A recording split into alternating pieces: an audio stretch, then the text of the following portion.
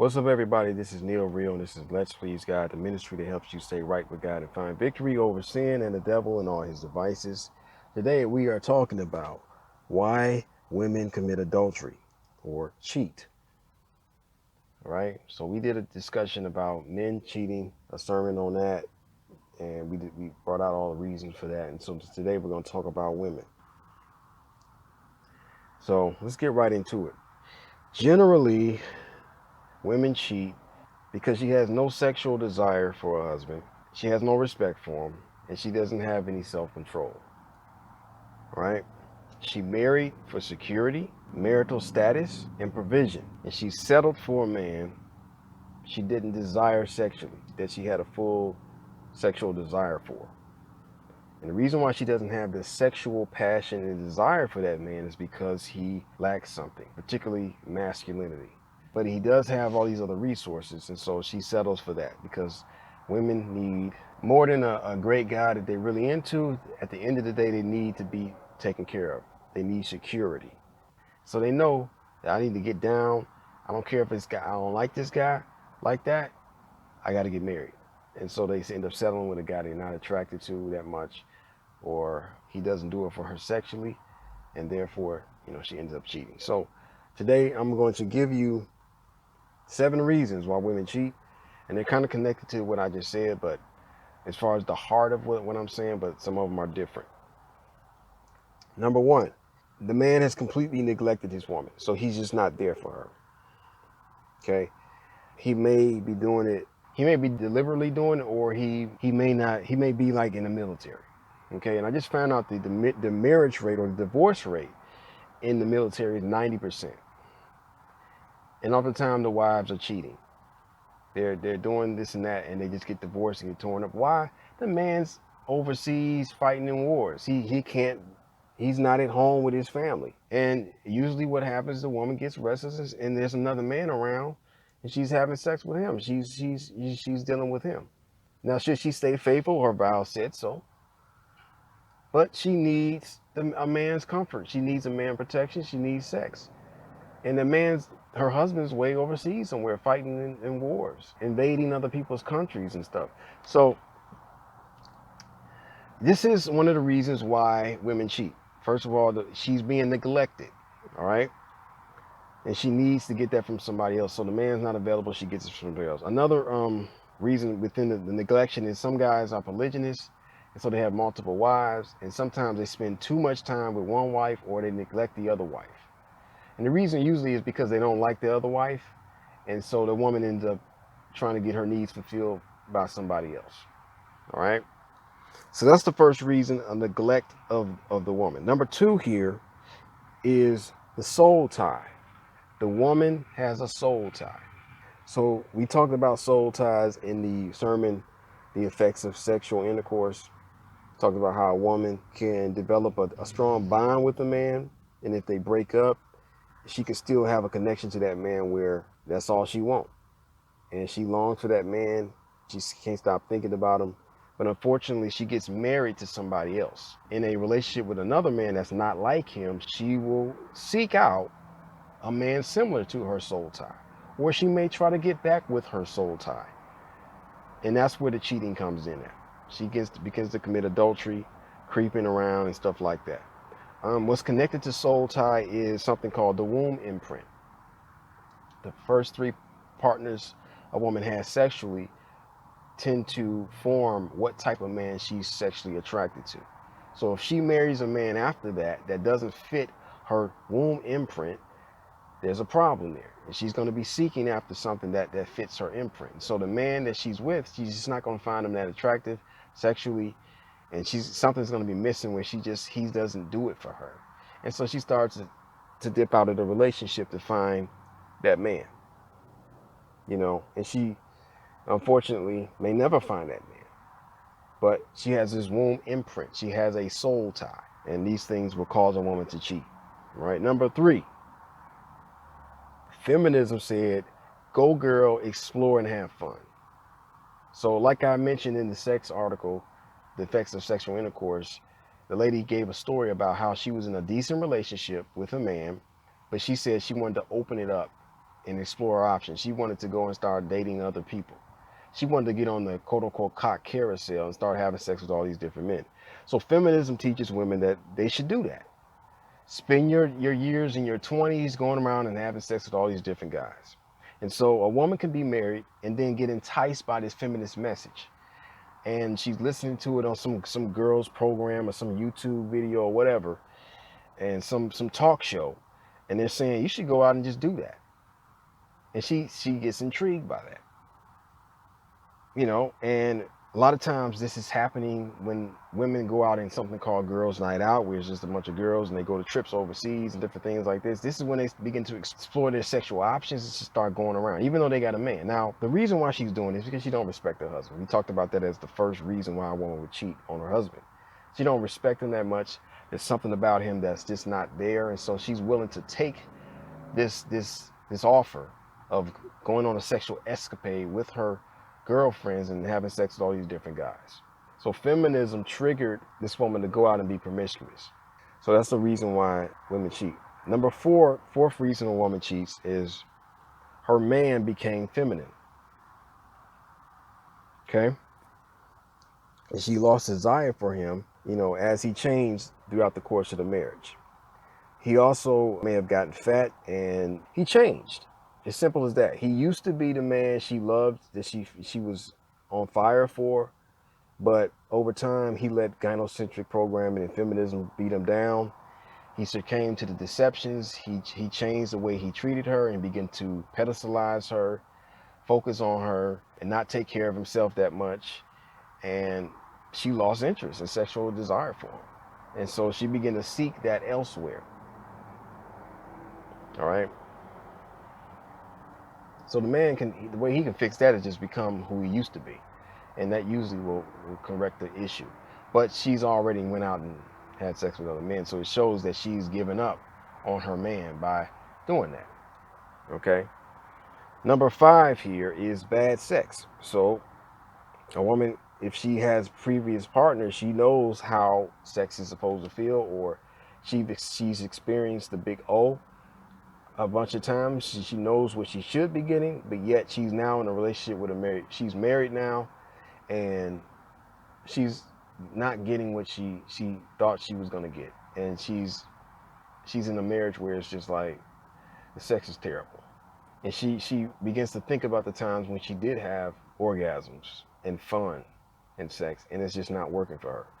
And so she decides to step out the relationship. She can't tolerate sex. It's just ridiculous. She may or may have not talked to her husband about it, because some women just give up and say, this man ain't what I want anyway. He'll never be that. I just want somebody else. And so she begins to step out and commit adultery. Number 6 here, and this is kind of related to number 5. She's an ex-whore, or she played the whore. A woman who played the whore is basically a woman who's promiscuous, who just had sex with multiple men over the course of her life. It's what she did. And because of this, she can't pair bond. We talked about pair bonding and the inability for a woman to be having an emotional connection with her husband because of all the past sexual partners and her, I forget the name of that, oxytocin. Yeah, the oxytocin receptors are burnt out, or they just not sending that hormone anymore. And she seeks diverse sexual partners because that's who she used to be. She gets into a marriage and thinks, I'm great. I'm settled down. I got a man. I got security and protection. But I remember those old days when I used to have sex with this different guy, that different guy, and how fun it was. And because she is used to diverse sex, where she's with all these different guys, she doesn't stay faithful for long in that marriage, and she ends up going out and having sex with all these different guys again, because that's how she's been formed. If she's introduced to all these different sexual partners and different men and different spirits, that's what she gets used to, a variety, and that's who she becomes. And then if she gets married, that doesn't change, and the man is like wondering why his wife is committing adultery against him. And this is why men have to vet women. Is she promiscuous? She may be saying, well, I'm no longer doing that, but Has she truly repented, or she just wants to get settled down with a man because she needs security and all this kind of stuff?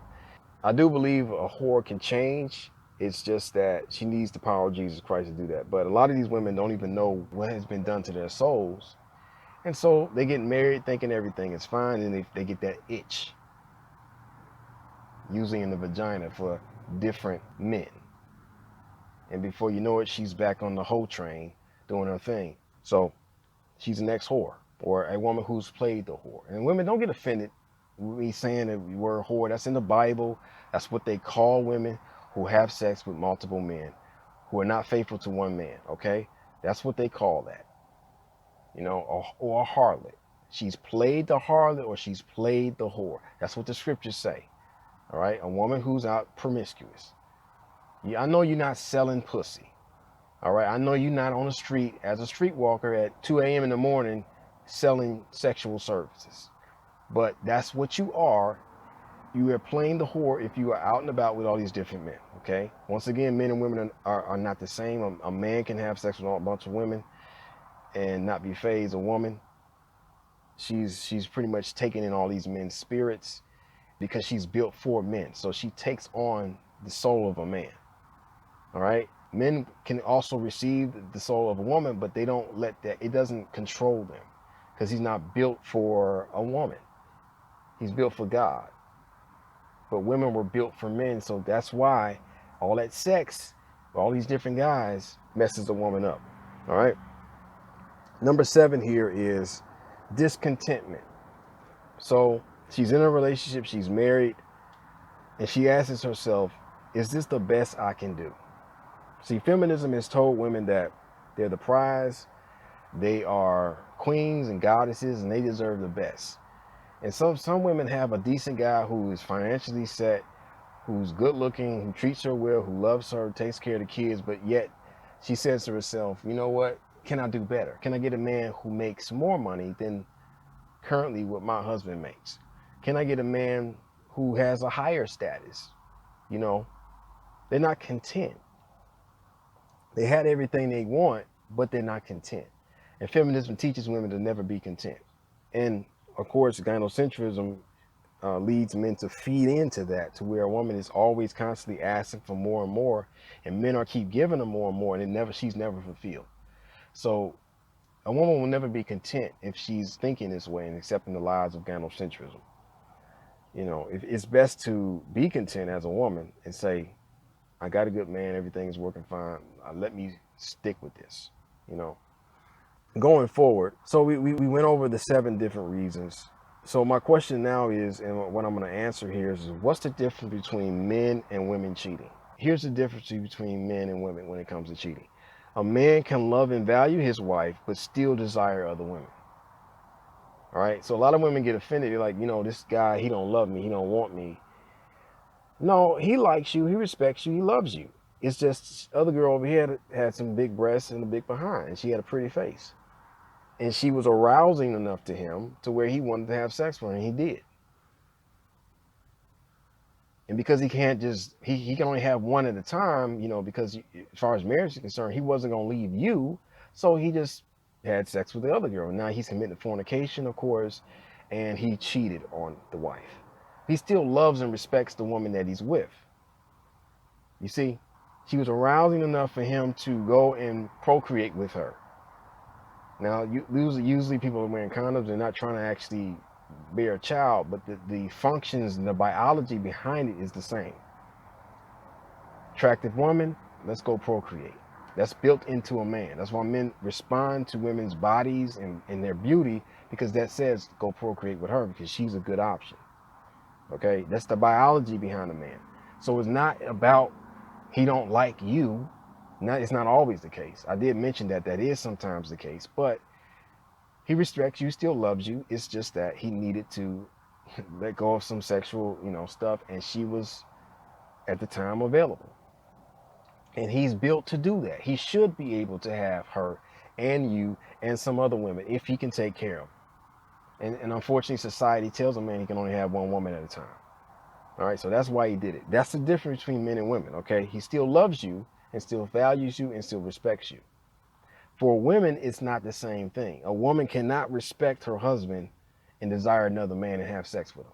For her to open herself up to another man and for him to put himself inside her and inject his spirit into her, she don't respect the man that she's with. That's why she did it. She don't like him, she don't respect him, she don't desire him. That's why she did it. So when a woman does it, she's through with the man that she's with. She's absolutely through with him. And that's why she opened herself up to that other man. Now she'll say something like, I love my husband, I'm just not in love with him. I'm not in love. What that translates is, I value him as a utility for me. He provides security, he provides a home, he provides money and my needs and stuff like that, but I'm just not into him as a person. In other words, I'm using him for my basic human needs, but I'm not really into this guy. You know, I'm not connected to him like that. And that's what really was being said.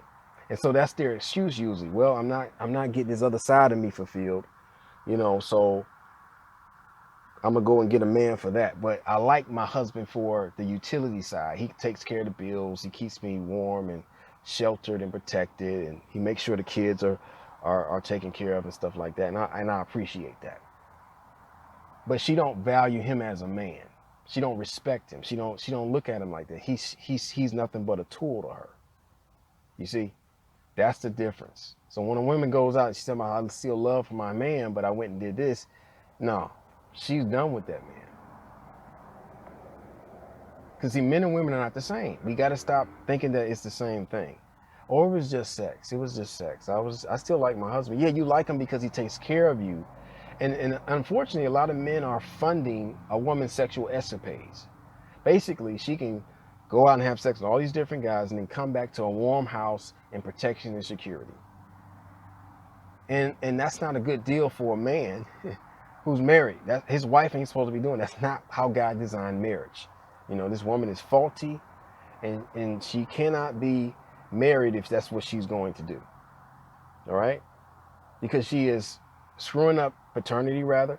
You know, whose the child is this if you having sex with all these different men? Okay, and the man ain't trying to take care of all these different babies that's by other different men. So that's a problem in itself.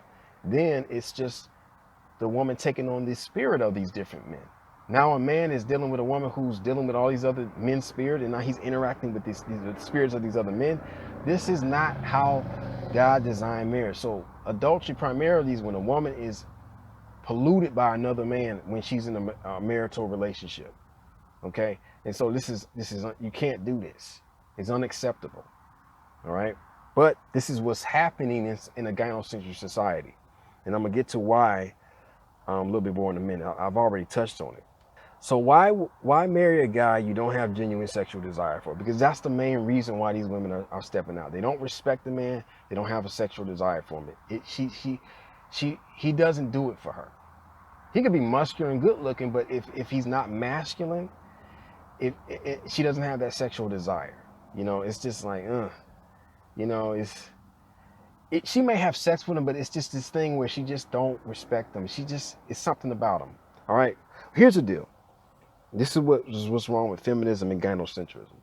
Gynocentrism creates two guys in the world, and anywhere it affects the culture, is going to create two types of men. Now, in the manosphere, in this what they call red pill knowledge, is called the alpha and the beta. An alpha male is what most women want. Every woman wants an alpha male. This is a guy who's good looking, athletic, strong, dominant primarily. He's masculine. He forces his will on the environment. He runs the show. He does what he's supposed to do. He has something going for him. He's focused on himself and what he's trying to build. All right. That mindset has been destroyed in a gynocentric society. Gynocentrism doesn't want men to be that way because you can't control them like that. All right. Gynocentrism wants men to be like women. Okay. So they try to kill that, and most men don't grow up with a strong will. They're not dominant over women. They think they got to follow women and let women dominate them. And that mindset is what we call beta. In other words, alpha is A, or the first letter of the Greek alphabet, and beta is B. So the man he's secondary, and he's not putting himself first, and so that's why we call him a beta. Well, this is why I call him a beta. And then beta means that he's following also after his woman. Okay, she's pretty much alpha. You know, she's running the show, he's behind her. And so he lives and works to please her, to take care of her. He makes her his focus in life, and he thinks that being a good man is making sure she's happy, and he lets go of what he wants in life, and that is unattractive to women because that's not how men are supposed to be. That's not masculine. And so when a man is doing that, he thinks he's doing a good job, he thinks he's doing everything right because he's following after culture. Culture is teaching him this, okay? But he's wrong. He's been manipulated. He's been deceived by culture, and it's reflective in his woman. His woman don't have no desire for him. But you take a man who's about his business, he had a strong will, he's dominant, he tells women what to do, and he don't take no mess for them. He runs the situation, he's strong, he's charismatic. A woman would always get behind that because that's what a man's supposed to do. Okay? And she will always find that attractive. All right? So because gynocentrism has created these two type of guys, most men end up being betas because society is, and its programming is so strong that that's what normally happens. Because see, gynocentrism is powered by Satan. Satan is able to get that message in all forms of media. When you're watching all your movies and television, talk shows, music, everything is permeated and saturated with these ideas that a man can't be a man. He got to be a follower of women. Look at all the R&B songs. It tells men to be followers of women, to worship women, to put them first. All of that stuff is what most men are programmed to follow, and they end up doing it, thinking it's normal. The movies with romance in them, everything where it's a guy, it may be an action movie, but he's doing all this stuff for a woman. You know, chasing after women. It's all about the woman at the end of the day. Save the little girl at the top of the hill or in the castle or something. It's always focused on this woman. And he's not complete unless he gets this woman. And everything is permeated and saturated and is centered around a woman. Gynocentrism, which is where the word comes from. So society is taught that, and it creates two kind of guys. So generally, 80% of the men in a culture that's ran by gynocentrism is going to be beta. They're going to be undesirables pretty much by women. Now, women will deal with them because they got good jobs and they got other stuff going for them, but primarily, they don't do it for the women on a sexual desire level. Now, the other 20%, the reason why they didn't fall for the programming is because they're probably extremely self-centered, which is why sometimes when these women are dealing with these alphas, they complain about them because the guy is so self-centered that they just don't care about the woman, but she can't stop getting enough of his alpha masculine energy that she deals with him anyway. But he's self-centered. He's extremely self-centered. So that programming doesn't permeate that man because he's so self-centered. Or he was given the game from an elder man. Maybe he had a good father and a good grandfather who understood that society was lying to people, and then they passed the information down to the boy on how to be a man. And so because he did not fall for the deception that was coming from the culture and the media, he was able to be masculine. And that was how he was able to deal with women, and women actually desire him. That's why it's usually, like I said, 20% of the guys are getting most of the women. All the women desire the 20% of the guys because they got that masculine energy. Some of these guys ain't even got to have no money, you know? But at the end of the day, this is what gynocentric society has created. It's going to create, really, it's only going to create 80% beta males because and like I said, that 20%, some guys are just not going to fall for that mess. They're not going to be deceived by it. Your father and your grandfather, they all was programmed. So it's not like you're stupid. It's just the society, however you grew up. If you didn't have a father who understood the truth, you're probably a beta male. You're probably going to be a good provider to a woman. You're going to probably, check off all the boxes. But when it comes to the sexual desire and the real masculine power and frame and energy, it's not going to be there because it was suppressed by gynocentrism and feminism and all this other deceptions that we got out here.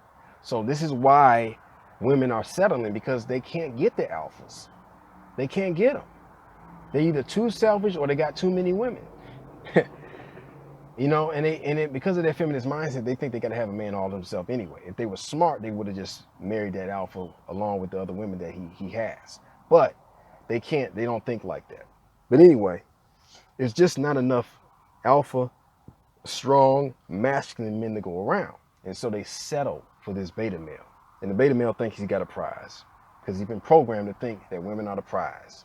And he settles down. He's all happy to get married. He's already thinking about how he's gonna treat her so well, and I'm gonna buy her gifts and this, that, and the other. And this woman's sitting up here like, I'll use you for protection and provision, and you know all that stuff. You know, I'm glad that you look decent and you make money, and we got a house and everything's running and everything like that. But at the end of the day, my vagina just not tingle for you. And she'll never tell him this because she don't want to hurt his feelings. She doesn't want to lose her position in that home. She don't want to get kicked out or divorced. So she just sits in that, you know. But it's also a biological need. She needs to be taken care of. No woman wants to be single. So she got to settle with somebody. So here's a nice guy that's looking at me who finds me attractive, and he got money, and he's financially stable. She ends up marrying him. But at the end of the day, she has the desire for that alpha, and of course her past may be promiscuous or and all these other reasons that I gave, and that's why she ends up cheating. Once again, it goes back to the same issue. Men and women don't have genuine sexual desire for each other because men and women are flawed today. Men don't act like men. They're lacking in masculinity, and women are lacking in femininity. And so we have these problems between the two of us, and that's why we don't have a strong connection amongst ourselves. And that's why we're either looking at porn, as I talked about in my last sermon, or we're cheating, committing adultery and stepping out and all this kind of stuff. All right? That's all I got for you today. Till next time, walk in the spirit and be blessed.